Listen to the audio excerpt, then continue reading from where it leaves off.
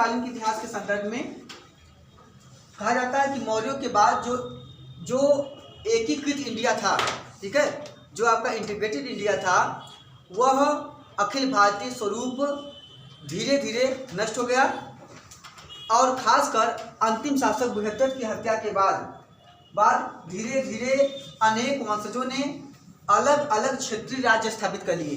तो इस प्रकार कह सकते हैं कि मौर्योत्तर काल के बाद जो सत्ता का सेंट्रलाइजेशन था, जो मौर्यों की मुख्य विशेषता थी, वह पूरी तरह से डिसेंट्रलाइज्ड हो गया और अलग अलग क्षेत्रों पे अलग अलग वंशजों ने अधिकार कर लिया। जैसे आंध्र प्रदेश का क्षेत्र जो था, जहाँ से आपको अशोक के अनेक अभिलेख प्राप्त हुए, जिससे पता चलता है कि मौर्यों का आधिपत्य आंध्र प्रदेश तक था। लेकिन यहाँ हम देखते हैं कि सातवाहनों की सत्ता स्थापित हो गई मौर्योत्तर काल में, जबकि उत्तर भारत के क्षेत्र में मौर्यों के स्थान पे पुष्यमित्र शुंग के द्वारा शुंग वंश की सत्ता स्थापित हो गई। इसी तरह अन्य जगहों पे भी अलग अलग वंशजों ने अपना अधिकार कर लिया। स्वयं कलिंग इसके बाद स्वतंत्र हो गया और कलिंग में भी जाकर महामेघवाहन के अधीन महामेघवाहन या चेद वंश की सत्ता स्थापित हो गई। तो इसका मतलब है कि मौर्योत्तर काल में फिर छोटे छोटे राज्यों का वह दौर शुरू होता है जो मौर्य काल से पहले था, और आगे चल के फिर उत्तर भारत का राजनीतिक एकीकरण करने का श्रेय गुप्त हो जाता है। तो मौर्योत्तर काल में यह जो डिसेंट्रलाइजेशन की प्रक्रिया है, यह फिर से इंटीग्रेटेड इंडिया के रूप में परिवर्तित होता है गुप्तों के समय में जाके, और इस समय तक यही क्षेत्रीय राज्यों का विकास होता है।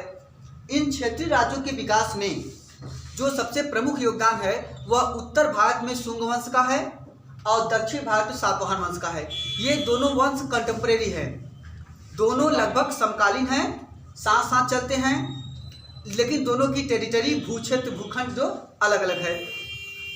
अगर उत्तर भारत के परिप्रेक्ष्य की बात किया जाए तो उत्तर भारत में पुष्यमित्र शुंग के अधीन शुंग वंश की सत्ता स्टार्ट होती है, जिसमें मौर्यों के अंतिम शासक बृहद्रथ की हत्या करने के बाद पुष्यमित्र शुंग के अधीन एक नए राजवंश की स्थापना होती है। और इस नए राजवंश की स्थापना की प्रक्रिया को अनेक इतिहासकारों ने मौर्यों के पतन के साथ और खासकर ब्राह्मण प्रतिक्रिया के साथ देखा है। तो जो ब्राह्मणिकल रिवोल्ट है, या जो कह सकते हैं कि ब्राह्मणिकल, या एक प्रकार से इसको कहते हैं कभी कभी पीपल्स वार या पीपल्स रिवोल्ट जो थियरी है, तो पीपल्स रिवोल्ट थियरी के तहत इतिहासकारों ने इसके इमर्जन या शुंग वंश के उद्भव को ब्राह्मण प्रतिक्रिया का परिणाम माना है, जिसकी चर्चा पिछले टर्न पे काफ़ी किए हैं, जिसमें मुख्यतः हरप्रसाद शास्त्री और नागेंद्र नाथ घोष आते हैं। और इसी में राय चौधरी ने शांतिवादी नीति के माध्यम से इसके अंत को निर्धारित किया है, और इसी पृष्ठभूमि में पुष्यमित्र शुंग के उद्भव और विकास की बात वो लोग करते हैं। ओवरऑल फिलहाल अंतिम शासक की हत्या करने के बाद शुंग वंश की स्थापना होती है। शुंग वंश को भारतीय इतिहास में पुनः वैदिक स्थापना का काल कहते हैं या वैदिक पुनर्स्थापना का काल कहते हैं। इसे ही वैदिक प्रतिक्रिया का काल कहते हैं, और इसे ब्राह्मणवादी प्रतिक्रिया का भी काल कहा जाता है, क्योंकि माना जाता है प्रायः या अभी तक जो इतिहास में लिखा गया है कि मौर्यों को खासकर अशोक के माध्यम से जब मौर्य वंश के पतन को आरोपित किया गया, उसके ऊपर इम्पोजमेंट किया गया, तो पूरा पतन का श्रेय अशोक को दे दिया गया। ओनस उनके ऊपर जब दे दिया गया तो ये कह दिया गया कि चूंकि वो बौद्धिस्ट थे इसीलिए बौद्धों के खिलाफ प्रतिक्रिया हुई थी, ठीक है। और इस पृष्ठभूमि में पुष्यमित्र शुंग ने ब्राह्मणवादी शासन व्यवस्था स्थापित किया, इसलिए पूरा श्रेय जो है वह ब्राह्मण प्रतिक्रिया के रूप में दे दिया जाता है। पुष्यमित्र शुंग का जो काल है इसे कभी कभी वैदिक पुनर्जागरण का भी काल कहते हैं, वैदिक पुनर्जागरण का काल भी कहते हैं। कुल मिला के प्राय माना जाता है कि जो वैदिक संस्कृति 6वीं शताब्दी ईसा पूर्व में आकर जिसके खिलाफ एक प्रकार से सुधारवादी और धार्मिक आंदोलन हुआ था, वैदिक मान्यताओं के खिलाफ, वैदिक पद्धतियों के खिलाफ, जो हेतुवादी आंदोलन हुआ, उस हेतुवादी आंदोलन के पश्चात जिस नास्तिक संप्रदायों का आविर्भाव होता है, जो जैन बौद्ध प्रमुख आते हैं, इनके पश्चात मौर्य वंश का उद्भव होता है, जिसमें ये पुनः पुष्पित और पल्लवित होते हैं। ये ऐसे भी संप्रदाय या विचारधारा फिर मौर्योत्तर काल में ये विचारधारा कमजोर होते हैं और उनके स्थान पर ब्राह्मणवादी प्रतिक्रिया फिर से स्थापित होती है। इसी पृष्ठभूमि में हम ब्राह्मण प्रतिक्रिया की बात करते हैं। शुंगों का इतिहास का जो महत्वपूर्ण जानकारी का मुख्य स्रोत है, उनमें कुछ साहित्यिक हैं, कुछ अभिलेखिक है। अभिलेखिक स्रोतों में दो महत्वपूर्ण अभिलेख हैं, जिनमें पहला अभिलेख है स्वयं पुष्यमित्र शुंग के राज्याधिकारी धनदेव का है, जो अयोध्या से प्राप्त हुआ है, जिसे कहते हैं अयोध्या अभिलेख। अयोध्या अभिलेख भारतीय इतिहास का प्रथम अभिलेख है जिसमें संस्कृत शब्द का प्रयोग हुआ है। अयोध्या अभिलेख भारतीय इतिहास का प्रथम अभिलेख है जिसमें किसी संस्कृत शब्द का प्रयोग हुआ है। जबकि अगर पूछे कि भारतीय इतिहास का संपूर्ण रूप से संस्कृत में लिखा गया अभिलेख तो हो जाए रुद्रदामन का जूनागढ़ अभिलेख। तो जूनागढ़ अभिलेख संपूर्ण पूरी तरह से लिखा गया है संस्कृत में, और संस्कृत शब्द अगर पूछेगा पहली बार तो यह आया है धनदेव के अयोध्या अभिलेख में। इस अभिलेख में पुष्यमित्र शुंग के द्वारा 2 अश्वमेध यज्ञ करने का उल्लेख मिलता है। 2 अश्वमेध यज्ञ का उल्लेख मिलता है। इसी तरह अगर दूसरे अभिलेख की बात करें, दूसरा महत्वपूर्ण अभिलेख है बेसनगर या विदिशा का गरुड़ स्तंभ लेख। बेसनगर या विदिशा का जो गरुड़ स्तंभ लेख है, जो मध्य प्रदेश से मिला है, यह तत्कालीन हिंद एवं शासक एनटीआर किट्स, जिनका राज्य था उस समय तक्षशिला में, उनके राजदूत हेलियोडोरस के द्वारा स्थापित कराया गया था। और यह शुंग वंश के शासक भागभद्र के समय में, उसके भागभद्र के शासन के 14वें वर्ष में इसे खुदवाया गया था, ऐसे लगाया गया था, जिसमें उल्लेख मिलता है कि विदेशी लोग भी उस समय, ठीक है, या जिससे पता चलता है क्योंकि यह अभिलेख विदेशियों ने स्थापित कराया था, इससे पता चलता है कि मौर्योत्तर काल में भागवत धर्म जो है वह विदेशियों के द्वारा भी स्वीकार किया जाने लगा था, तो इसकी जड़ें मजबूत होती जा रही थी। इससे उल्लेख यहाँ पर मिलता है। और यह अभिलेख भागवत धर्म का प्राचीनतम अभिलेखिक स्रोत भी है, ठीक है। विदिशा या गरुड़ स्तंभ लेख जो है, या कभी कभी इसका नाम होता है हेलियोडोरस अभिलेख। यह जो अभिलेख है यह भारत में भागवत धर्म का प्राचीनतम अभिलेख है। जबकि अगर भागवत धर्म का प्राचीनतम मुद्रा पूछे तो वो होगा अपोलोडोटस। अपोलोडोटस की जो मुद्रा है वह भागवत धर्म से संबंधित प्राचीनतम मुद्रा है, ठीक है, सिक्का है जिसमें भागवत धर्म के साक्ष्य मिलते हैं। और लेकिन अगर यही साक्ष्य आपसे पूछे कि चतुर्भुजी विष्णु का प्रारंभिक अंकन, चतुर्भुजी विष्णु का प्रारंभिक अंकन, तो वो आंसर हो जाएगा आपका हुबिस्क के सिक्के पर। हुबिस्क के सिक्के पर हुआ है अगाथोक्लिया जो है बलराम और कृष्ण की आकृति वाले सिक्के हैं। प्राचीनतम बलराम और कृष्ण की आकृति के सिक्के पूछेगा तो हो जाएगा अगाथोक्लिया, ठीक है। ये तीनों आंसर याद रखिएगा। मुद्रा पहला पूछेगा तो अपोलोडोटस, अगर कृष्ण और बलराम का पूछेगा मतलब संकर्षण और बलराम का पूछेगा तो आंसर हो जाएगा अगाथोक्लिस, ठीक है। अगाथोक्लिस स्ट्रैटो प्रथम की संरक्षक थी ना, संरक्षिका थी, वो पैट्रोनिस थी अगाथोक्लिस स्ट्रैटो प्रथम की, जो मेनांडर के बाद शासक हुआ था, ठीक है। तो वहां से 2 याद कर लीजिएगा। और तीसरा अगर चतुर्भुजी विष्णु पूछे तो आंसर हुबिस्क, और अगर चतुर्भुजी शिव पूछे तो कनिष्क, और अगर बुद्ध की पहली आकृति पूछे तो हुई कनिष्क, ये याद रखिएगा। अगली बात समझे, तो ये 2 अभिलेख हैं। इसके बाद पुराणों से शुंगों के बारे में जानकारी मिलती है। इसके बाद महाभाष्य से जानकारी मिलती है, ठीक है, पतंजलि का महाभाष्य जिसमें यवन आक्रमण की चर्चा हुई है, यवनों के आक्रमण की चर्चा होती है महाभाष्य में। इसी तरह कालिदास के मालविकाग्निमित्रम में भी यवनों के आक्रमण की जानकारी मिलती है। वहाँ अग्निमित्र और मालविका की कहानी भी मिलती है, उन्हीं के लिए लिखा गया है। तीसरी बात हर्षचरित से भी इस संदर्भ में जानकारी मिलती है, जिसमें मौर्यों के अंतिम शासक बृहद्रथ की हत्या का उल्लेख मिलता है हर्षचरित में, जानते हैं। और हर्षचरित में ही एक अन्य महत्वपूर्ण दृष्टांत है रामगुप्त की ऐतिहासिकता। रामगुप्त की ऐतिहासिकता की जानकारी भी हर्षचरित मिलती है। तो ये भी दोनों महत्वपूर्ण तथ्य हैं। तीसरा अन्य महत्वपूर्ण ग्रंथ है हरिवंश, थेरावली, और इनमें सबसे महत्वपूर्ण एक अन्य ग्रंथ है मनुस्मृति। मनुस्मृति से तत्कालीन, खासकर मौर्योत्तरकालीन समाज और संस्कृति के बारे में महत्वपूर्ण जानकारी मिलती है, क्योंकि मनुस्मृति जो ग्रंथ है इसका बेसिक समय तो हमें नहीं पता है, लेकिन हम लगभग ये मानते हैं कि इसका समय संभवतः 200 ईसा पूर्व से लेकर 200 ईस्वी के बीच में रहा होगा। लेकिन इसको हम फिर भी मौर्योत्तर काल में रखते हैं, लेटर मॉडर्न पीरियड में रखते हैं इनको।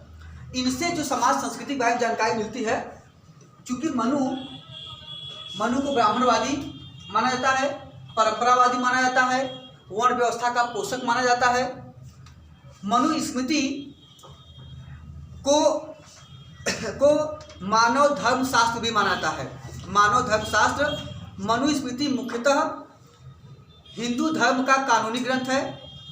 हिंदू धर्म का यह कानूनी ग्रंथ है जिसमें शासन प्रशासन से लेकर सामाजिक रीति रिवाज से लेकर सामाजिक परंपरा, सामाजिक या परंपरागत रूढ़वादिता, परंपरागत पद्धतियाँ आदि की चर्चा हो रही है। साथ ही साथ महिलाओं की दशा, स्त्री अधिकार, उत्तराधिकार नियम आदि की चर्चा हो रही है। तो इनके बारे में विस्तृत जानकारी मनुस्मृति से मिलती है। मनुस्मृति का महत्व अत्यधिक, तो एक तो पहली बात तो शुंगकालीन इतिहास के लिए तो था ही, मौर्योत्तरकालीन इतिहास के लिए बेसिकली।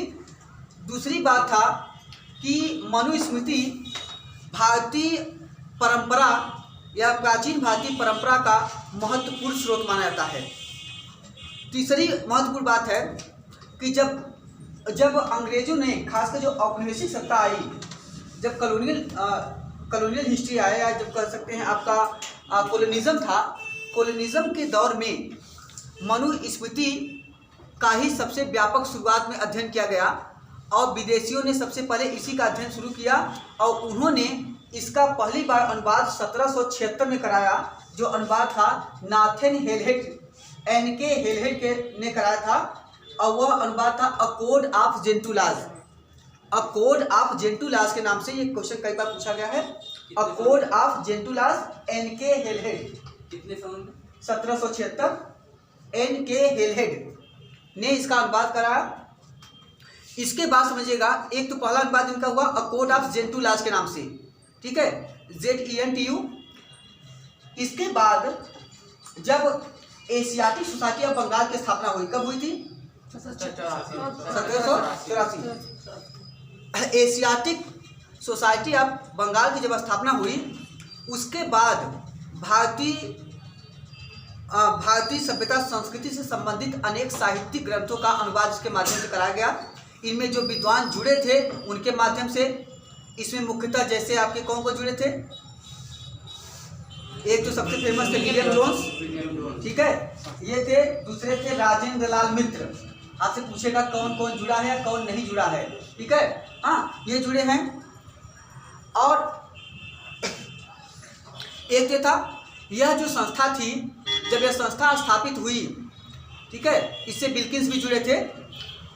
इस संस्था के माध्यम से जब यह संस्था स्थापित हो गई, तो इसके माध्यम से भी मनुस्मृति का दोबारा अनुवाद कराया गया, और वह उस अनुवाद का नाम था, उसका है ऑर्डिनेशंस ऑफ पंडित्स। ऑर्डिनेशंस ऑफ पंडित्स, और इसे कहते हैं इंस्टीट्यूशंस ऑफ हिंदूलास। इंस्टीट्यूशंस ऑफ हिंदूलास के नाम से इसका पुनः अनुवाद कराया गया। तो मनुस्मृति कई बार अनुवादित हुआ। मनुस्मृति में एक अन्य तथ्य है, जैसे बेसिकली प्राय लोग गलती करते हैं, जो हिंदू कोड बिल बनाया गया बाद में, हिंदू कोड बिल जो स्वतंत्रता के पश्चात सबसे विवादित मुद्दा रहा, जिसका विरोध तत्कालीन या अपना असंतोष इस पर तत्कालीन राष्ट्रपति राजेंद्र प्रसाद ने भी व्यक्त किया था। हिंदू कोड बिल को लेकर बड़ा विवाद हुआ था, और इसीलिए वह काफ़ी समय बाद 1955-56 में जाके पारित हो सका, ठीक है, हिंदू कोड बिल, जिसमें से अनेक प्रावधान इस प्राचीन स्मृतियों से लिए गए। और गलती बस सब लोग यही सोचते हैं, ज़्यादातर प्रावधान मनुस्मृति में लोग सोचते हैं, लेकिन ऐसा नहीं है। जो उसमें सबसे ज़्यादा प्रावधान लिए गए हैं वह बृहस्पति स्मृति से लिए गए हैं। तो ये महत्वपूर्ण तथ्य है। तो इसमें से दीवानी अधिकार और फौजदारी अधिकारों में 14 दीवानी अधिकार और 4 फौजदारी अधिकार जो हैं या मामले जो हैं वह कमोबेश डायरेक्टली बृहस्पति स्मृति से संबंधित है। मनु का जहाँ तक कंसर्न है, मनु ब्राह्मणवादी थे, वैदिक धर्म के पुनर्स्थापक थे। मनु को प्रायः महिला विरोधी, स्त्री विरोधी भी माना जाता है। तीसरी बात, मनु ब्राह्मणवादी थे। मैंने कहा मनु का कमेंट था कि 10 वर्ष का भी जो ब्राह्मण होता है, ठीक है, वो 100 वर्ष के भी क्षत्रिय से श्रेष्ठ होता है। तीसरी बात, इन्हीं के साथ मनु ने अन्य महत्वपूर्ण तथ्य क्या है, मनु विधवा पुनर्विवाह के विरोधी थे। वो विधवा पुनर्विवाह को मनु ने आज्ञा नहीं दिया है या समर्थन नहीं किया है, जानतेगा। जबकि वैदिक ग्रंथों में उल्लेख मिलता है अथर्ववेद में कि विधवा 10 बार पुनर्विवाह कर सकती है, ठीक। तो मनु नहीं मानते हैं। साथ ही साथ मनु पिता के जीवन काल में संपत्ति के बंटवारे के विरोधी हैं। जैसे आपसे ऑप्शन देगा कि निम्नलिखित में मनु स्मृति में क्या नहीं है, या मनु कौन से मनु स्मृति निम्न में किस किस विचारधारा का समर्थन करती है या नहीं करती है। तो आपको ये भी याद रहना चाहिए, विरोधी। हाँ, मनु ये नहीं, मनु पिता के जीवन काल में संपत्ति का बंटवारा नहीं चाहते, लेकिन मनु उत्तराधिकार में जो लॉ ऑफ इनहेरिटेंस है, उत्तराधिकार में पुत्र और पुत्री दोनों को अधिकार देते हैं। खासकर किस संदर्भ में, स्त्री धन में। स्त्री धन के उत्तराधिकार में पुत्र और पुत्री दोनों को उस समान महत्व देते हैं। साथ ही साथ समझिएगा अगला कि इसी की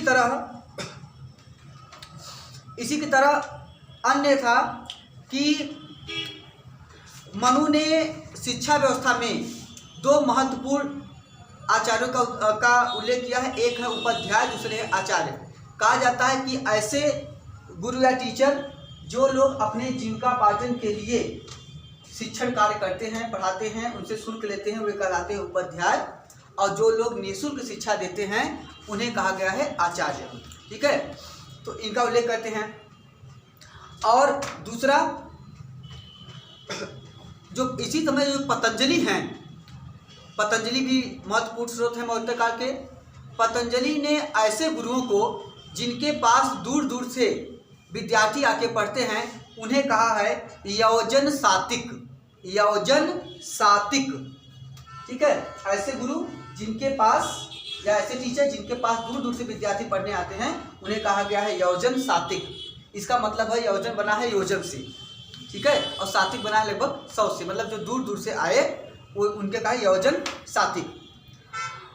पतंजलि का कथन था कि ब्राह्मण राजा सर्वोच्च होता है, ब्राह्मण राजा सर्वोच्च होता है, या ब्राह्मणों का राज्य सर्वोच्च होता है। याद देखिएगा, कमेंट कभी पूछे तो ब्राह्मणों का राज्य सर्वोच्च होता है, ठीक।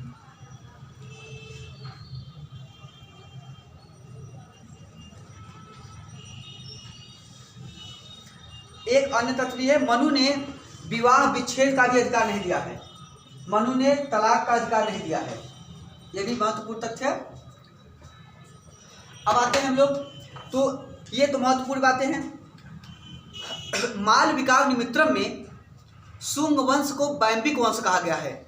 माल विकास निमित्रम में शुंग वंश को वैम्बिक वंश कहा गया है।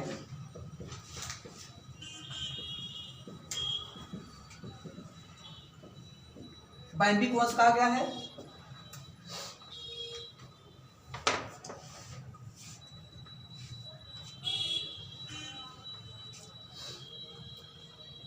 शुंगों के प्रथम शासक या संस्थापक शासक पुष्यमित्र शुंग है।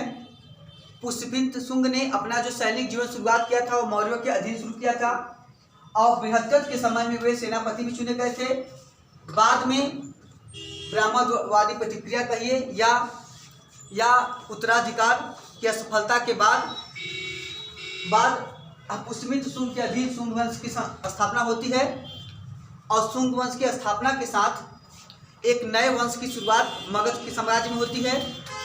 पुष्यमित्र शुंग को प्रायः अनेक ग्रंथों में बौद्ध धर्म विरोधी सिद्ध करने का प्रयास किया गया है। यहाँ तक कहा जाता है कि पुष्यमित्र शुंग ने बोध वृक्ष जहाँ महात्मा बुद्ध को ज्ञान प्राप्त हुआ था उसको भी कटवा के फेंक दिए थे, तो इनके लिए भी कहा जाता है। और बंगाल के शासक शशांक के लिए भी कहा जाता है कि उन्होंने भी कटवा दिया था। ठीक है। और वर्तमान में माना जाता है कि वर्तमान में जो बोध वृक्ष है वह 7वीं पीढ़ी का बोध वृक्ष है, 7वीं पीढ़ी का है, जिसे बाद में अलेक्जेंडर कनिंघम आज ने जाके उसकी रुपाई की थी, फिर से लगवाया था। तो कई बार वहाँ से बोध वृक्ष हटा है, फिर दोबारा लगाया गया है। और पुष्यमित्र शुंग के इतिहास के संदर्भ में जो महत्वपूर्ण तथ्य है वह है कि इनके महत्वपूर्ण 2 युद्ध हैं जो आ सकते हैं। एक है विदर्भ से युद्ध और दूसरा इनका जो महत्वपूर्ण युद्ध है वह है यवन आक्रमण। इन दोनों से आ सकते हैं। विदर्भ युद्ध की चर्चा अनेक ग्रंथों में मिलती है। कहा गया है कि उस समय विदर्भ का शासक था यज्ञसेन, जिसे शुंगों का स्वाभाविक शत्रु कहा गया है। यज्ञसेन को शुंगों का स्वाभाविक शत्रु कहा गया है। तो कहा जाता है कि पहला विजय पुष्यमित्र शुंग ने इसी यज्ञसेन के विरुद्ध किया था। और दूसरा महत्वपूर्ण उनका जो साक्ष्य मिलता है वह है यवन आक्रमण। इस यवन आक्रमण की भी चर्चा जैसा मैंने किया अनेक ग्रंथों में मिलती है, लेकिन कहीं पर भी यह प्रमाणित नहीं हो पाता है कि जो यवन आए उनमें मूलतः उनका नेता कौन था। अनेक इतिहासकारों ने अलग अलग मत रखे।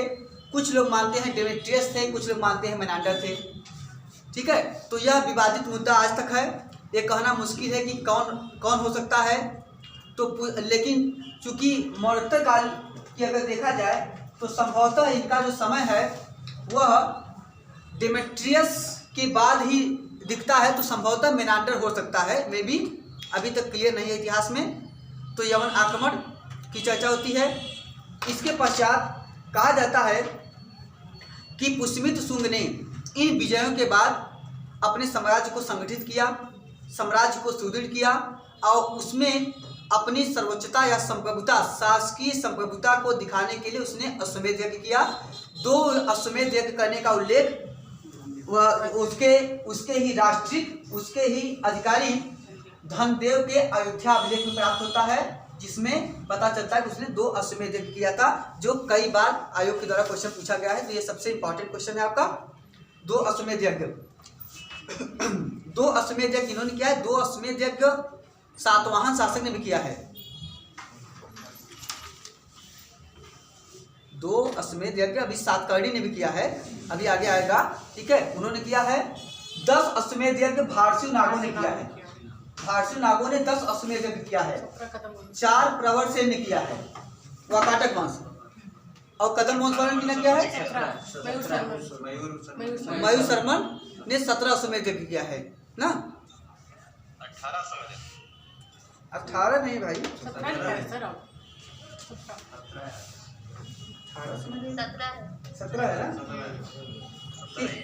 हाँ 17 अश्वमेध यज्ञ। ठीक। अंतिम अश्वमेध यज्ञ करने वाला शासक जय सिंह। मध्यकाल में इसके बाद की अश्वमेध यज्ञ की परंपरा नहीं मिलती है। ठीक है। अश्वमेध यज्ञ की परंपरा फिर नहीं मिलती है। यह वैदिक काल में। और वैदिक काल के प्रारंभिक शासक कौन है जिसने अश्वमेध यज्ञ किया? पहले किसका उल्लेख मिलता है वेदों में? वेदों मिलता है परा, सतनिक और पुरकुत्स। ये पुरुष कबीले के थे। परा, सतनिक और पुरकुत्स के बारे में जानकारी मिलती है कि इन्होंने अश्वमेध यज्ञ किया था। परा, सतनिक और पुरकुत्स। पुरकुत्स जो है यही दशराग युद्ध में लड़े थे और पुरकुत्स उस युद्ध के सबसे बड़े योद्धा थे।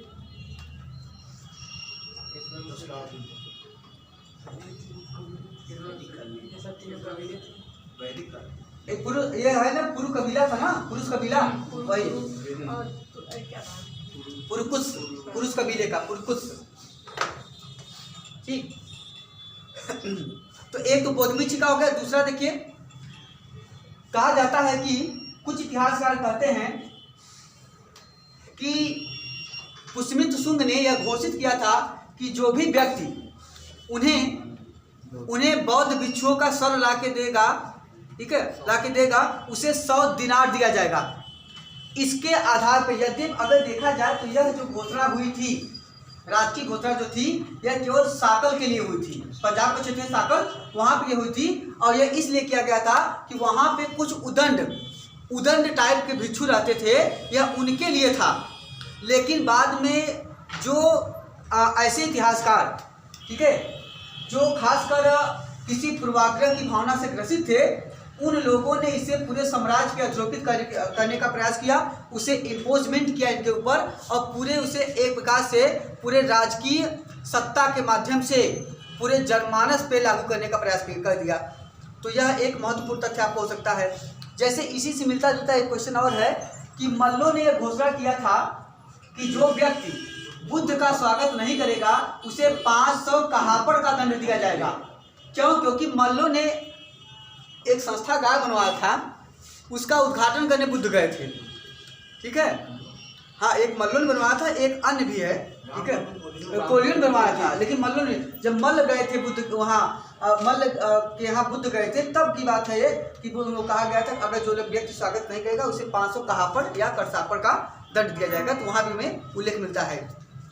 अब अगला समझिएगा, तो कुल मिला कि यह, अच्छा दूसरी बात, तो जो भी बौद्ध धर्म के विरोध की भावना है या बौद्ध विरोधी सिद्ध करने का प्रयास है, उस संदर्भ में एक अन्य महत्वपूर्ण तथ्य है कि जो शुंगकालीन कलाकृतियों का निर्माण हुआ, खासकर सांची, भरहुत आदि का जो निर्माण और पुनर्निर्माण इस काल में कराया गया, उनमें कहीं भी हमें यह नहीं पता चलता है कि उसमें जो आर्किटेक्चरी है, उस आर्किटेक्चरी जो बौद्धिज्म का मुख्य सिंबल है, उसमें किसी प्रकार का परिवर्तन किया गया हो या उस परिवर्तन में ब्राह्मणवादी पद्धतियों को हावी करने का प्रयास किया गया हो, तो ऐसा कुछ नहीं मिलता है। इससे पता चलता है कि इतिहासकार मानते हैं कि जो भी पुष्यमित्र शुंग के ऊपर आरोप लगाए गए कि वह ब्राह्मण, वह बौद्धिस्ट के विरोधी था, तो यह कथन उचित नहीं लगता है। लेकिन सर ये जो कौशाम्बी का है, इसको तो जलवा दिया था ना ये, किसने? इसमें ऐसा कोई ऑथेंटिक स्रोत नहीं सर। यहाँ एक चीज़ ये तो हो सकता है, जिस प्रकार अशोक जो है अपने 11-12-13 में यहाँ कुछ शिलालेख में कुछ और लिखवाते हैं और कलिंग में कुछ और लिखवाते हैं, तो उस प्रकार हो सकता है ये शुरुआती दौर में विरोध किए हों, अंत में उसका एडिशन आया ऐसा सौरभ हो गया नहीं, क्या ऐसा सर? दे दिए होंगे, ऐसा कुछ साच नहीं है। क्या सर अभी तो आगे समझिए, इसके पश्चात समझिए, पुष्यमित्र शुंग के पश्चात, ठीक है, पुष्यमित्र शुंग के पश्चात इनके अन्य कई उत्तराधिकारी हुए, जिसमें से सबसे प्रसिद्ध थे अग्निमित्र। इन्हीं की कहानी मालविकाग्निमित्रम में कालिदास ने दिया है, अग्निमित्र और मालविका की कहानी, ठीक है। और इनका ज़्यादा ऐतिहासिक महत्व नहीं है कुछ। उसके बाद अनेक अन्य शासक हुए, जिसमें सुजेष्ट हुए, वसुजेष्ट हुए, वसुमित्र हुए। हाँ, वसुमित्र से एक क्वेश्चन आपको बन सकता है कभी कभी कि वसुमित्र जो इनके उत्तराधिकारी थे, उनकी हत्या नृत्य देखते समय मुंजदेव नामक व्यक्ति ने किया था। यह क्वेश्चन हो सकता है कि वसुमित्र की हत्या नृत्य देखते समय मुंजदेव नामक व्यक्ति ने किया था। और इसमें एक अन्य शासक है से क्वेश्चन कई बार है, वो है भागभद्र।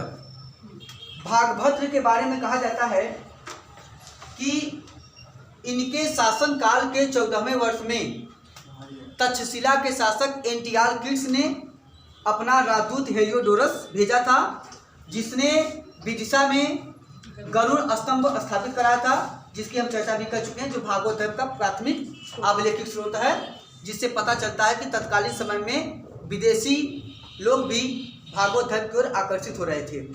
और अंतिम शासक हैं देवभूति, यही अंतिम शासक थे। अब इसके बाद समझिए कि फिर कुल मिला के शुंग वंश का एक अन्य महत्व है कि शुंग काल के बारे में कहा जाता है कि शुंग काल वैदिक पुनर्स्थापना काल जो था यह काल जीव जीवस्य भोजनम का काल है।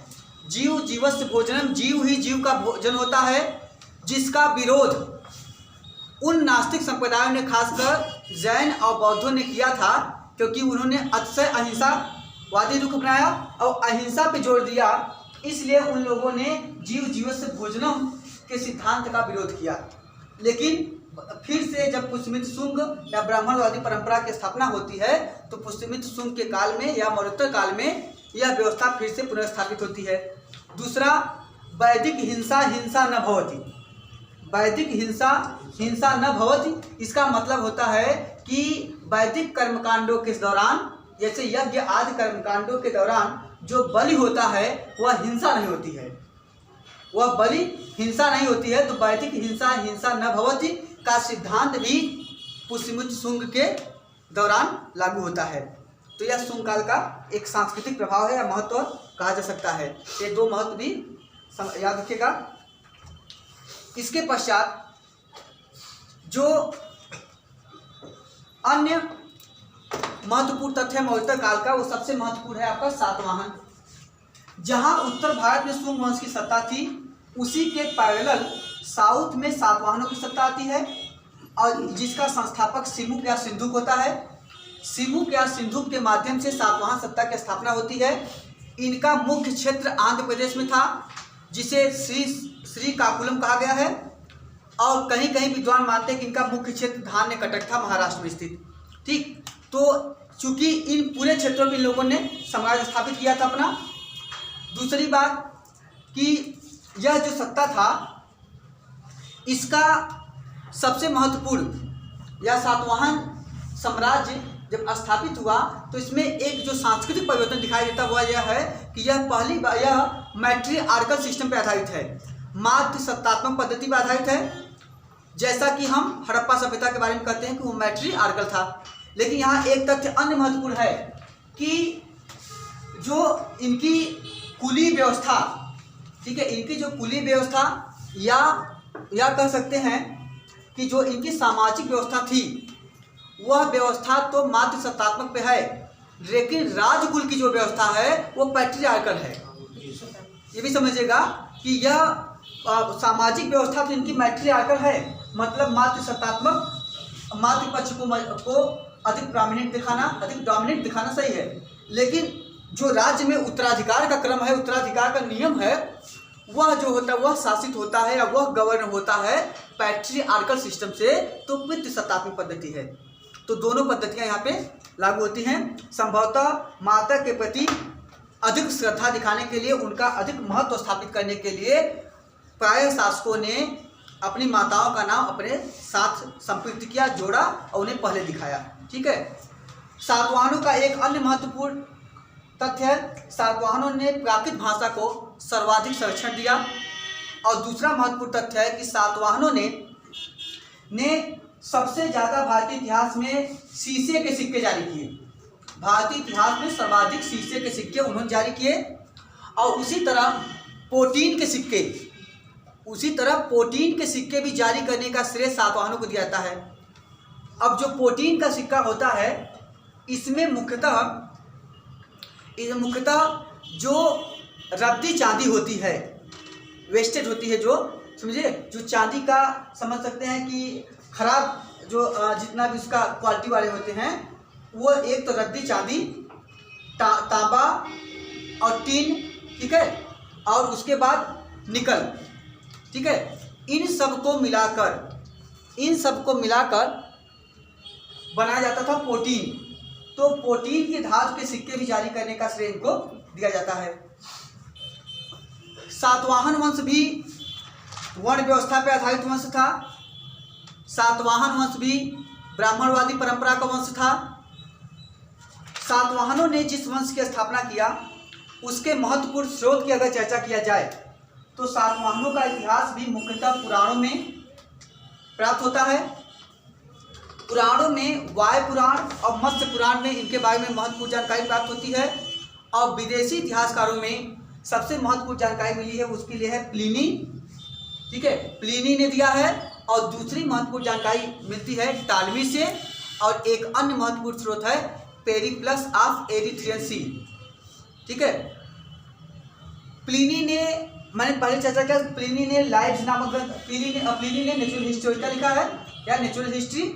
तो प्लिनी का ग्रंथ है नेचुरल हिस्ट्री और टालमी का ग्रंथ है जियोग्राफिका। ठीक, प्लिनी के ग्रंथ में के 6वें अध्याय में भारत का उल्लेख मिलता है। और प्लिनी का जो ग्रंथ है इसमें मुख्यतः भारत की वनस्पतियों के बारे में, भारत के पर्यावरण के बारे में, ठीक है, पारिस्थितिकी के बारे में और जीव जंतुओं के बारे में महत्वपूर्ण जानकारी मिलती है। और साथ ही साथ भारत के व्यापारिक क्षेत्र में या भारत से वैदेशिक व्यापार के बारे में भी महत्वपूर्ण स्रोत प्लिनी से मिलता है। और खासकर भारत और पश्चिमी एशिया से व्यापार, पश्चिमी देशों से व्यापार और उसके बाद भारत और रोम संबंध के बारे में महत्वपूर्ण जानकारी प्लिनी से प्राप्त होता है। प्लिनी के बारे में एक अन्य महत्वपूर्ण, मैंने कहा था कि प्लिनी ने लिखा है कि उबला पानी स्वास्थ्य के लिए बहुत लाभदायक होता है। प्लिनी का एक कथन था कि उबला पानी स्वास्थ्य के लिए बहुत लाभदायक होता है। और भारत और रोम के संबंधों की चर्चा करते समय प्लिनी कहता है कि जो भारतीय जो सामग्रियां हैं उनका रोम में इतना ज़्यादा डिमांड बढ़ गया है कि वह रोम के घरों से लेकर शयन गृहों तक पहुंच गए हैं। और कहता है कि रोमन सरकार इसके लिए इन विलासिता वस्तुओं के लिए जो भारत से मंगाए जा रहे हैं, लग्जरियस कमोडिटीज या लग्जरियस जो गुड्स मंगाए जा रहे हैं, इनके लिए लगभग 10 करोड़ सेस्टर्स, और कहीं कहीं लिखा है 55 करोड़ सेस्टर्स, ठीक है, कहीं 60 लिखा है, तो ये एग्जैक्ट नहीं है। ठीक है, तो ये इतना जानते हैं कि वह कहता है लगभग 10 करोड़ या 55 करोड़ जो भी वो सेस्टर्स प्रतिवर्ष रोम भारत को देता है। और इस पे वो आंसू बहाता है, रोता है। ये क्वेश्चन आईएएस में भी पूछा गया है, लेकिन वहाँ पर भी इतने पूछा कि वह एक बड़ी मात्रा में सेस्टर्स देता है, जिसके लिए जो प्लिनी है आंसू बहाता है। तो एक तो ये हो गया। दूसरा जो महत्वपूर्ण स्रोत है आपका वह है Periplus of Erythraean sea. Periplus of Erythraean sea मतलब होता है यह समुद्री यात्राओं की गाइड ऑफ ओशियन ट्रेवल्स या रिकॉर्ड ऑफ ओशियन ट्रेवल्स, इसका नाम है रिकॉर्ड ऑफ ओशियन ट्रेवल्स, समुद्री यात्राओं की गाइड। एरिथ्रियन सी मतलब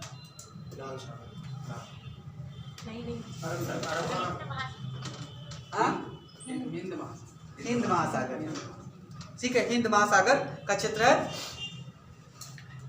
अब इसमें समझिएगा, कहीं कहीं इसे जेड्रोसिया भी कहा गया है, मैंने आपको चर्चा की जेड्रोसिया, समझिएगा। अब इसमें क्या होता है कि प्लिनी ने जो पेरिप्लस ऑफ एरिथ्रियन सी है, यह अज्ञातनामा लेखक द्वारा लिखा गया ग्रंथ है, जो प्रथम शताब्दी का ग्रंथ है। इस ग्रंथ से, ठीक है, पता चलता है कि भारत का पश्चिमोत्तर देशों से, ठीक है, और पश्चिमी देशों से कैसा संपर्क था, कौन कौन सी वस्तुएं आयात और निर्यात होती थी, इनके बारे में चर्चा करता है। और पेरिप्लस में कुल 24 बंदरगाहों की चर्चा हो रही है।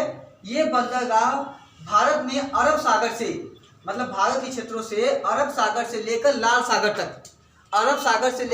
सागर तक के 24 बंदरगाह हैं।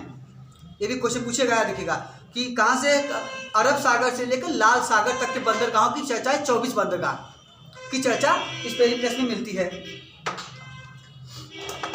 तो इनसे पता चलता है। ये तो आपके महत्वपूर्ण स्रोत हैं सातवाहनों के। अगर ऐतिहासिक दृष्टि से देखा जाए तो सातवाहनों में जो सबसे प्रमुख राजा होते हैं वे पहले संस्थापक राजा हैं सिमुक या सिंधुक जो हैं, ये इनका समय 60 ईसा पूर्व से 37 ईसा पूर्व तक माना जाता है। 60 ईसा पूर्व से 37 ईसा पूर्व तक माना जाता है।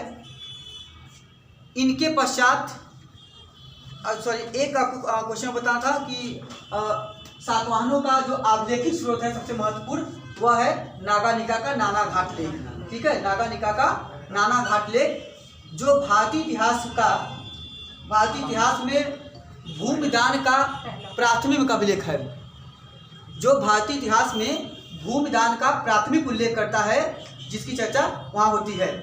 ये भी याद रखिएगा कि ब्रह्मदेव भूमियों की चर्चा खूब होगी, लेकिन अग्रहार भूमि का प्रारंभिक उल्लेख पूछेगा तो हो जाएगा प्रयाग प्रशस्ति, अग्रहार भूमि की चर्चा करेगा तो प्रयाग प्रशस्त हो जाएगा, लेकिन भूमदान पूछेगा तो आंसर आपका हो जाएगा नागानिका का नानाघाट लेक। दूसरी बात, नागानिका जो है यह भारतीय इतिहास की पहली रानी है जिनका सिक्कों पे चित्र मिलता है। भारतीय इतिहास की पहली रानी है जिनका किसी सिक्के पे चित्र है।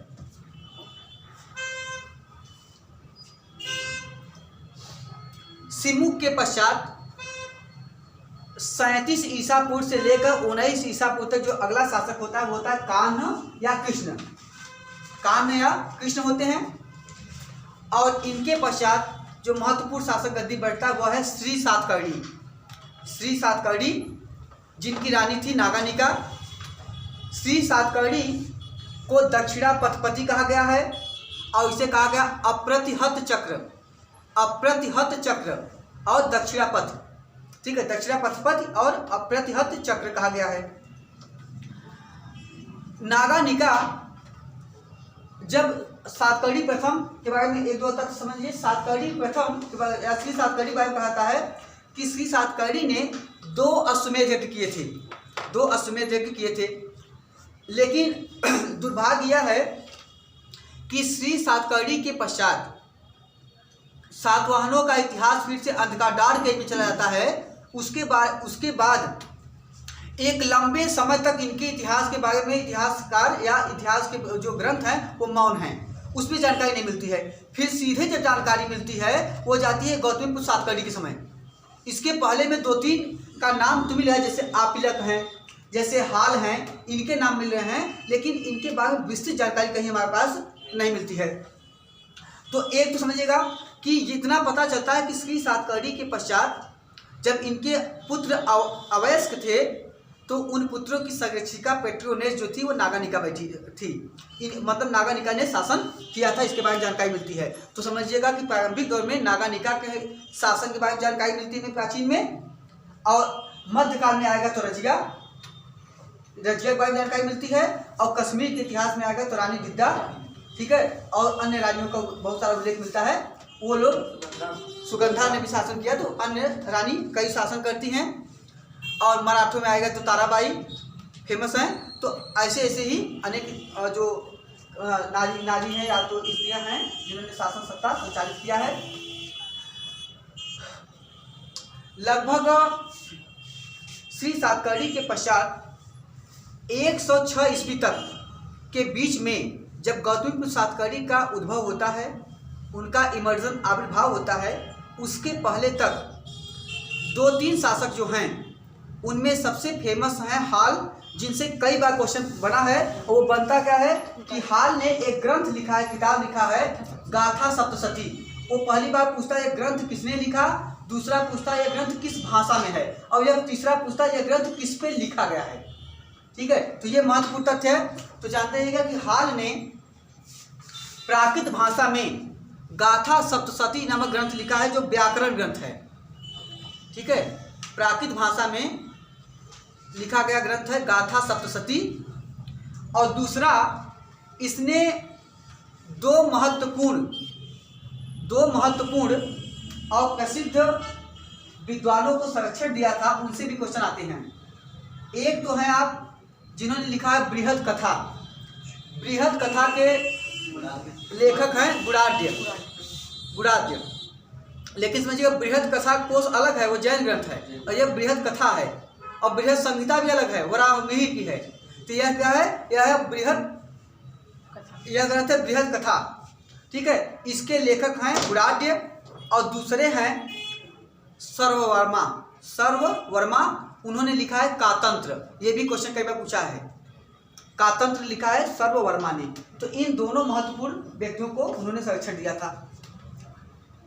इसके पश्चात लगभग 23वें शासक के रूप में गौतमीपुत्र सातकर्णी का उल्लेख मिलता है। 23वें शासक, क्रम से 23वें नंबर पर शासक आते हैं, गौतमीपुत्र सातकर्णी का उल्लेख मिलता है, जिनका समय 106 ईस्वी से लेकर 130 ईस्वी तक है। और इनके माता पिता का नाम शिवस्वाति और गौतमी बलश्री मिलता है। शिवस्वाति इनके पिता का नाम और गौतमी बलश्री इनकी माता का नाम मिलता है। और माता के नाम को आगे रख कर इन्हें गौतमीपुत्र सातकर्णी कहा गया है।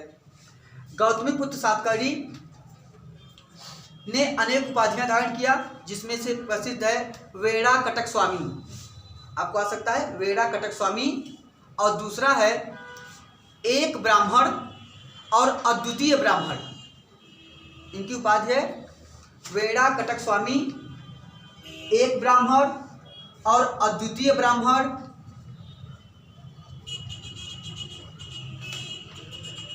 उसके बाद एक अन्य महत्वपूर्ण उपाधि है आगम निलय।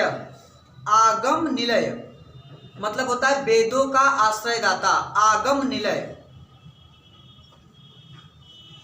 आगम निलय ब्रैकेट लिखिएगा, वेदों का आश्रयदाता या वेदों का आश्रय, जहाँ वेद पुष्पित पल्लवित हो ऐसा व्यक्ति। इसके बाद इनकी अन्य उपाधियां जैसे स्वामी, महाराज, राजराज, दक्षिणापथपति, ठीक है, अनेक उपाधियां हैं, दक्षिणापथपति, राजराज, स्वामी, महाराज, बहुत सारी उपाधियां। लेकिन यह 3-4 याद रखिएगा। एक बेड़ा कटक स्वामी पूछा जाएगा आपसे, और एक पूछा जाएगा आपसे जो अभी लास्ट में बताए हैं आगम निलय, ये पूछा सकता है, ये महत्वपूर्ण है। गौतमीपुत्र सातकर्णी स्वयं को भगवान कृष्ण, बलराम और संकर्षण का रूप मानते थे, ठीक है। ये स्वयं को भगवान कृष्ण, बलराम और संकर्षण का स्वरूप मानते थे।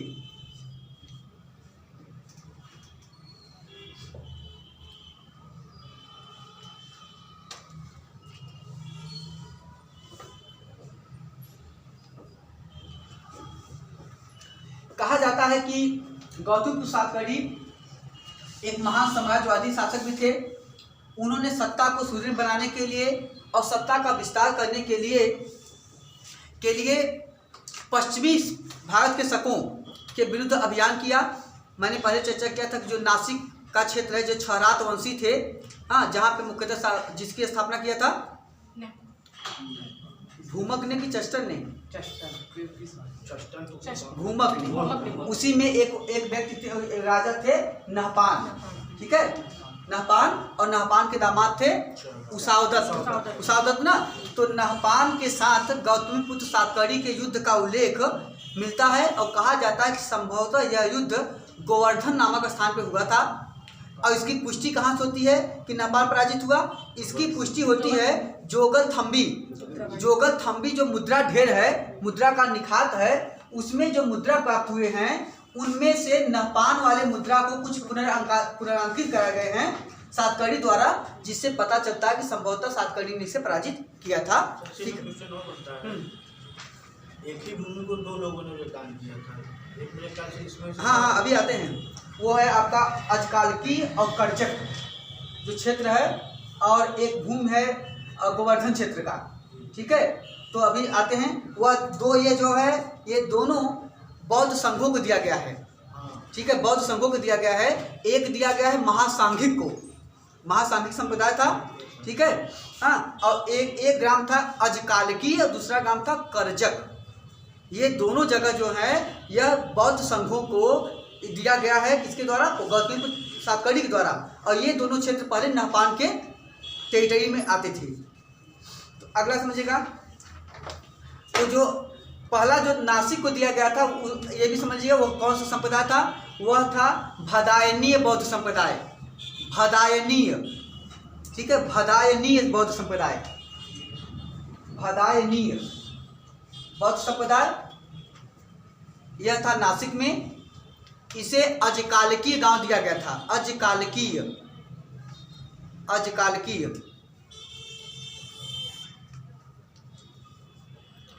और कार्ले के महासांघिक संप्रदाय को, कार्ले के महासांघिक संप्रदाय को करजक गांव दिया गया था, करजक,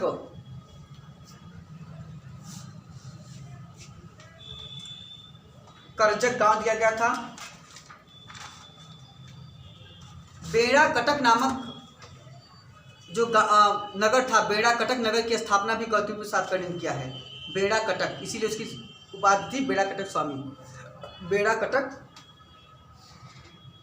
दोनों को उसी में नाना घाट में किसका? हाँ उल्लेख होता है। हाँ हाँ। अगला भी अब समझिएगा। इसके पश्चात अभी मानेंगे जब आपको फ्यूडलिज्म पढ़ाएंगे सामंतवाद, तो आपको भी बताएंगे कि जो देखिए अभी भूमदान पहले आया, फिर ग्रामदान आया, ठीक है। अभी इसके बाद इनसे संबंधित किसानों को भी संयुक्त करके गांव के साथ दान दे दिया जाता था, ठीक है। किसानों के साथ गांव कभी दान देने का भी उल्लेख आएगा। इसी के साथ साथ उप सामंतीकरण का उल्लेख आएगा। तो मतलब सामंतवाद की प्रक्रिया देखिए धीरे धीरे कैसे बढ़ रही है। तो एक सामाजिक परिवर्तन आपको यहाँ दिखाई देगा कि भूमदान से संबंधित एक नए बिचौलिए वर्ग का उद्भव भी यहाँ पे हो रहा है, जो प्रारंभिक में भूमपति है, आगे चल के वो भूमपति के साथ साथ सैन्यपति भी हो जाएगा।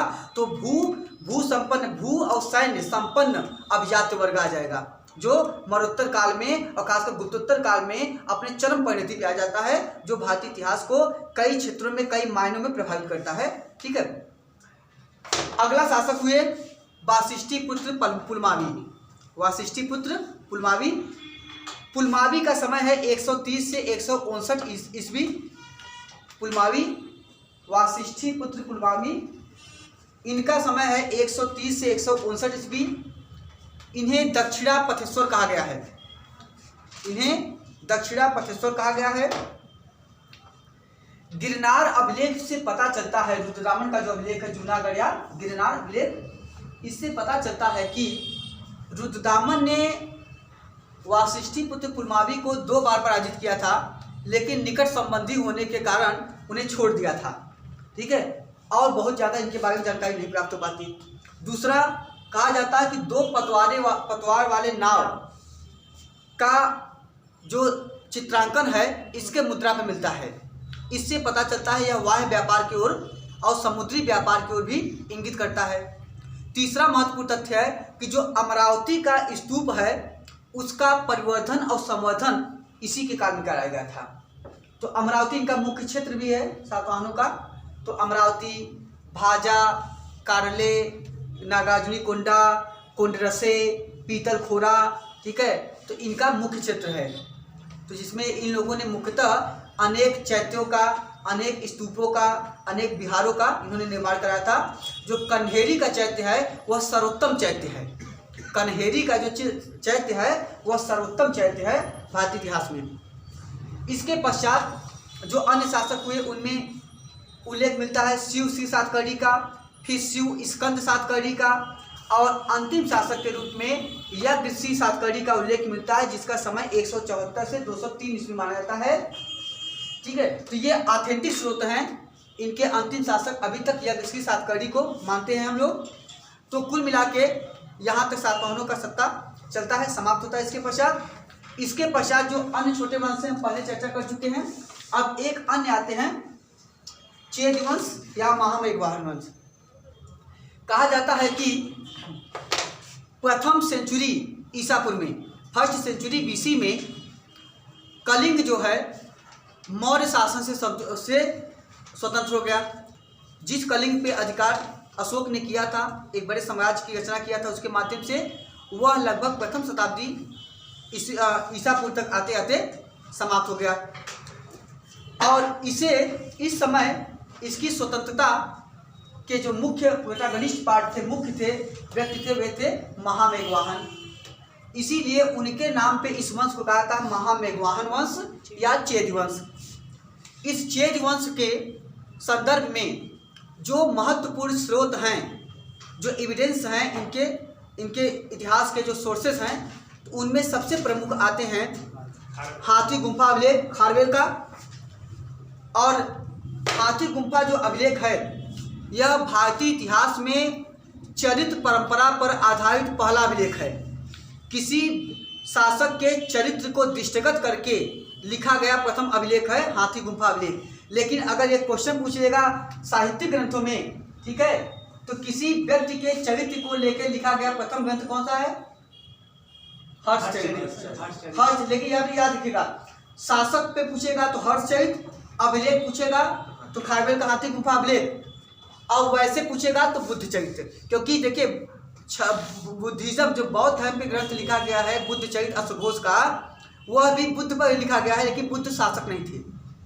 बुद्ध शासक नहीं थे, तो किसी शासक के चरित्र पे लिखा गया पहला ग्रंथ है हर्षचरित्र, और किसी शासक के चरित्र को आधार बना के लिखा गया अभिलेख पहला है हाथी गुम्फा अभिलेख। हाथी गुम्फा अभिलेख उदयगिरी खंडगिरी पहाड़ी पर स्थित है। ठीक है, यह वही पहाड़ी है जो मिर्ज़ापुर के क्षेत्र से जो आपका जो कैमूर की पहाड़ी है, कैमूर और विंध्याचल, इन पहाड़ियों का ही विस्तार आगे चल के बिहार के क्षेत्रों में बराबर पहाड़ी के रूप में होता है, जिसे कहते हैं खलती पर्वत। यही आगे चलकर उड़ीसा में जब पहुंचता है तो उदयगिरी और खंडगिरी दो पहाड़ी हैं, इन्हीं के सम्मिलित रूप से हैं। इन पहाड़ियों का को कहता है उदयगिरी खंडगिरी। इन्हीं पहाड़ियों पे ये अभिलेख लिखे गए हैं। इसके पश्चात इसी पहाड़ी का आगे विस्तार पहुंचता है जब आंध्र प्रदेश तक, तो उसको कहते हैं नागार्जुनी कोंडा। ठीक है, और उदयगिरी पहाड़ियों कहते हैं कुमारी पहाड़ी। उदयगिरी पहाड़ी कहते हैं कुमारी पहाड़ी, इसको कहीं कहीं नाम कुमारी पहाड़ी मिलता है। उदयगिरी पहाड़ी में या खंडगिरी पहाड़ी में अनेक हमारे पास अभिलेख मिलते हैं जो लिखे गए हैं गुफा में, जैसे हाथी गुम्फा, रानी गुम्फा, मंचन गुम्फा, गणेश गुम्फा। ठीक है, तो अनेक गुम्फा का निर्माण यहाँ पे किया गया है। इसमें जो है, इसमें गणेश गुम्फा कलाकृतियों के दृष्टिकोण से सबसे महत्वपूर्ण है, जिसमें मैंने दो चर्चा किया था। एक तो आपका है उदयन और वासवदत्ता के कथानक के चित्र मिलते हैं महत्वपूर्ण गणेश गुम्फा में, और दूसरा है महत्वपूर्ण, इसमें दुष्यंत और शकुंतला के चित्र मिलते हैं। ठीक है, ये कथानक के चित्र कहाँ मिलते हैं? गणेश गुम्फा में। और ऐतिहासिक दृष्टि से जो सबसे महत्वपूर्ण है आपका है, यह है हाथी गुम्फा। हाथी गुम्फा अभिलेख जो है, इसे 1825 में स्टर्लिंग, बिशप स्टर्लिंग महोदय ने खोजा था। बिशप स्टर्लिंग 1825 में बिशप स्टर्लिंग महोदय ने इसे खोजा था, लेकिन इसे पढ़ने का श्रेय जेम्स प्रिंसेप को दिया जाता है। इसे पढ़ने का श्रेय जेम्स प्रिंसेप को दिया जाता है। हाथी गुम्फा अभिलेख का भारतीय इतिहास में महत्वपूर्ण रोल है। सबसे बड़ी बात है कि ऐतिहासिक दृष्टि से इस अभिलेख में भारतवर्ष का सबसे पहली बार उल्लेख मिलता है। किसी अभिलेख में भारतवर्ष का जो नाम आया है वह सबसे प्राचीनतम अभिलेख है हाथी गुम्फा। लेकिन साहित्य पूछेगा तो हो जाएगा ऋग्वेद। ठीक है, ऋग्वेद। और अगर अभिलेख पूछेगा भारतवर्ष का पहली बार उल्लेख तो हो जाएगा हाथी गुम्फा अभिलेख। इन अभिलेखों में इसमें से जो खारवेल वंश की वंशावली दी गई है उसमें 3 प्रमुख शासकों की चर्चा हो रही है। एक तो पहले थे महामेघवाहन, दूसरे से महाराजा खुदेब, और तीसरे हैं खारवेल। इसमें भी खारवेल का जो इतिहास है वह केवल 13 वर्षों का इतिहास दिया गया है। यह पूरा जो अभिलेख है वह 17 पंक्तियों का है। याद रखिएगा, इंपॉर्टेंट है कि यह पूरा अभिलेख 17 पंक्तियों का है। 17 पंक्तियों का है, जिसमें खारवेल के 13 वर्षों के शासन का क्रमागत रूप से वर्णन किया गया है। उनके काल की ऐतिहासिक घटनाओं का वर्णन किया गया है। इसमें खारवेल की अनेक उपाधियां मिलती हैं जो कई बार आपसे प्रश्न बने हैं। जैसे खारवेल में कहा गया है राजर्षि, चक्रवर्ती, इसके बाद धर्म महाराज, ये क्वेश्चन पूछा गया है। धर्म महाराज, भिक्षुक सम्राट, ये भी महत्वपूर्ण तथ्य है। धर्म महाराज और भिक्षुक सम्राट अंडरलाइन कर लीजिएगा। इसके बाद वृद्धिराज,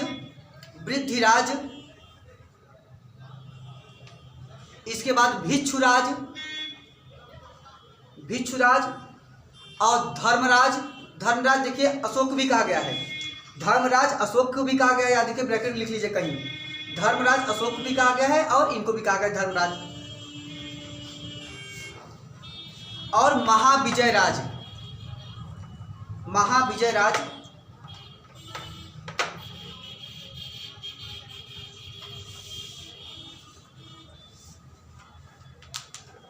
ठीक। तो ये 3 उपाधियां हैं।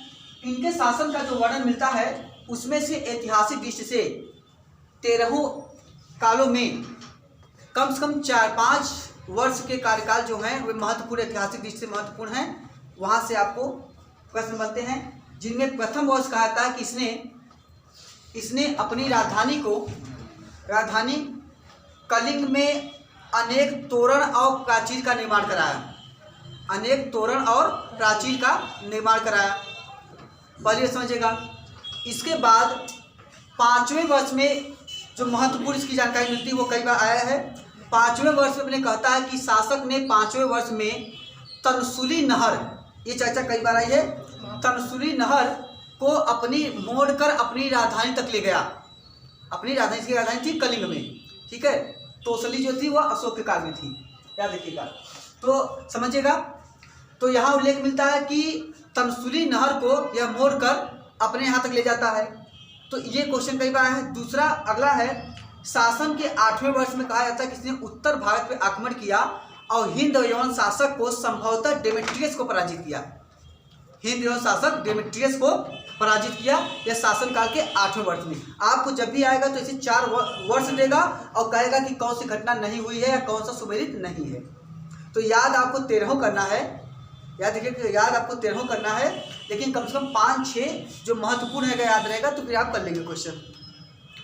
9वें वर्ष में कहा जाता है कि इसने प्राची नदी पर, प्राची नदी मतलब समझिएगा मध्य भारत, ठीक है, आपका मध्य भारत का गंगा यमुना का दोआब क्षेत्र समझिए। कहता है कि प्राची नदी पर इसने महाविजय प्रासाद बनवाया। ये कहा जाता है संभवतः जो उत्तर भारत उसने विजय किया था इसी के उपलक्ष्य में उसने बनवाया था, ठीक है। तो प्राची नदी। और 11वें वर्ष कहा जाता है कि इसने दक्षिण भारत पे आक्रमण किया था और वहाँ पे जगह था पिथुंड नगर। कहा जाता है उसने पिथुंड नगर को नष्ट भ्रष्ट कर दिया और उल्लेख मिलता है वहाँ पर उसने गधों से हल चलवाया, ठीक है। तो जैसा भी हो, फिलहाल मतलब दक्षिणी विजय का उल्लेख 11वीं पंक्ति में मिलता है, 11वें शिलालेख में मिलता है। 12वें में वो फिर उत्तर भारत पे आक्रमण की बात करता है और यहाँ मगध के शासक कुछ लोग मानते हैं कि संभवतः बृहस्पति मित्र इस समय शासक थे। तो कहता है कि मगध के शासक बृहस्पति मित्र को पराजित करता है शासन के 12वें वर्ष में। और कहता है कि आगे कि बृहस्पति मित्र को पराजित करने के बाद शासक जिन शीतलनाथ की वह मूर्ति भी उठा ले जाता है जिसे 300 वर्ष पूर्व नंद शासक कलिंग से ले गए थे। इसका पता चलता है कि 300 वर्ष पूर्व लगभग किसका समय है, महापद्मनंद का। इससे पता चलता है कि महापद्मनंद ने कलिंग तक की विजय किया था, ठीक है, या उड़ीसा तक पहुंचे थे, दक्षिण भारत के क्षेत्रों में पहुंचे थे। तो उस वहाँ पे एक तो दक्षिण भारत की विजय की जानकारी मिलती है और दूसरा इससे ये भी पता चलता है, ठीक है। तो दक्षिण भारत की विजय मतलब महापद्मनंद। तो एक प्रकार से जो इंटरवोवन हिस्ट्री है, जो इंटरडिसिप्लिनरी मोड ऑफ हिस्ट्री है, इससे भी हमारे पास जानकारी मिलती है। तो कुल मिला के शासन के 13वें वर्ष में इसने कुमारी पहाड़ी और खंडगिरी गुफाओं में, कुमारी पहाड़ी मतलब उदयगिरी पहाड़ी और खंडगिरी पहाड़ियों पे उसने अनेक गुफाओं का निर्माण कराया, ठीक है, अनेक गुफाओं का निर्माण कराया। किसके लिए? हाँ, ठीक है, जैन भिक्षु थे आजीवन, हाँ जैन था सर, ठीक है। तो कुल मिला के इसने इस समय तक अनेक गुफाओं का निर्माण कराया और यहीं पे खारवेल का जो हाथी गुफा अभिलेख है यहीं के वर्णन के बाद समाप्त हो जाता है। तो इतना हमारे पास जानकारी इससे प्राप्त होती है, ठीक है। तो कुल मिला के ये आपका जितना है मरणोत्तरकालीन इतिहास है, जिसमें महत्वपूर्ण शासकीय दृष्टिकोण से, खासकर जो वंशीय दृष्टिकोण से कौन कौन से वंश हुए, उन्होंने किन किन क्षेत्रों पर शासन किया और इनका साम्राज्य कैसा था। इसके बाद जो डिसेंट्रलाइजेशन ऑफ पावर हुआ यह फिर जाकर गुप्तों के अधीन, ठीक है, इनमें से कुछ वंशजों पे कदम्बों ने अधिकार कर लिया, कुछ पे पल्लवों ने अधिकार कर लिया और ज़्यादातर जो छोटे छोटे राज्य थे उन पे गुप्तों ने अधिकार करके एक बड़े साम्राज्य की पुनर्रचना किया। तो मौर्यों के बाद मौर्योत्तर काल में जो विकेंद्रीकरण की प्रवृत्ति थी उसे समाप्त करके फिर से एक केंद्रीकृत ढांचे के रूप में, एक इंटीग्रेटेड इंडिया के रूप में शासन सत्ता स्थापित करने का श्रेय फिर आगे चल के गुप्तों को दिया जाता है। तो गुप्तों के अधीन फिर से एक अखिल भारतीय साम्राज्य की स्थापना होती है। तो कल हम लोग इसके आगे चलेंगे।